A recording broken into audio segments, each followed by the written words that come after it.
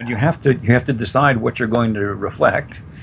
You have to decide what questions you will ask, and how do you do that? Well, we've developed some guidelines that seem to produce better outcomes of knowing what to reflect and knowing what questions to ask. And the directive issue is interesting. We used to call this a directive approach. Now we talk about it as directional. There's a direction to it. You know where you're going. You have a focus. Usually because it's what the client asked you to do. But together you've agreed we're on a journey, and that's where we want to go on this journey. Sometimes you work in a setting where the setting itself prescribes the target. So if you work in a smoking cessation clinic, when a client walks through the door, it's no mystery what you're going to be talking about. When you work in an addiction treatment center, clients figure we'll be talking about addiction, and in fact, if you're not doing your job.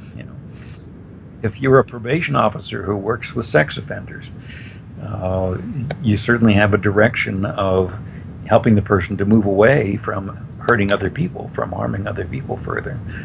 And that's just a part of your role. And to sit there and be truly non-contingent, non-directive, you're not doing your job in that situation. Now, that's not the routine psychotherapy situation where clients bring in all sorts of things. And you're mostly following the client's lead in terms of what their goals are. But this grew up in alcohol treatment, where there was a very clear, measurable outcome, and where we're not wondering what we should be talking about, because drinking has such impact on health and the person and the people around them, and lots of potential harm. So to ignore that, to not have some direction about that doesn't seem right to me. Yeah, there's a very clear purpose to the relationship, and even in general psychotherapy, like in private practice, getting to know what the client, what they want out of that relationship, what are they coming and what are they paying us for? Like, where do they want to go? It's an important part of that assessment process. Yes. Yeah.